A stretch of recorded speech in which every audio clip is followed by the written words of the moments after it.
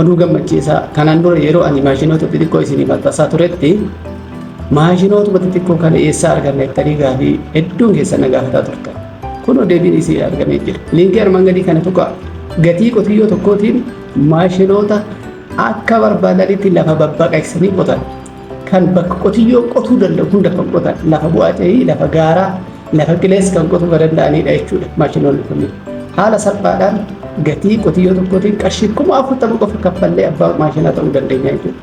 Wanti maallaqa guddaa nu baasisuu fi tiraaktaroota gurguddoo HP 75 fi 440 nu bichisiisuuf nu xaarsuuf hin jiru jechuudha kana booddee. Akkaataa humna keenyaatiin akkaataa lafa keenyaatiin maashinoota nu barbaachisan bitachuu dandeenya jirra jechuudha. Kanaaf deebiin liinkii kana gadii kana tuquu qofaan maashina keessan ajajattanii akkuma nama nyaata ajajatee xarabeessaa irratti nyaanni dhufuutitti minjaala irratti nyaanni dhufuutitti manuma keessanitti bakkuma isin jirtanitti maashinni kun isiniif dhufaa jechuudha. Kanaaf namni fedhii qabu ammuma ajajachuu ni danda'a jechuudha.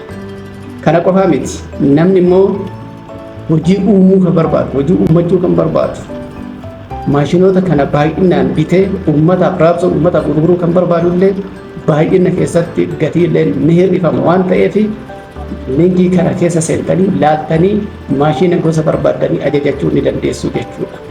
Kanaaf kana booda wanti maashinoota gurguddoo wajjin rakkannuuf hin jiru appropriate scale mechanization amma biyya keenya irratti dhugoomuuf jira. Galatoomaa.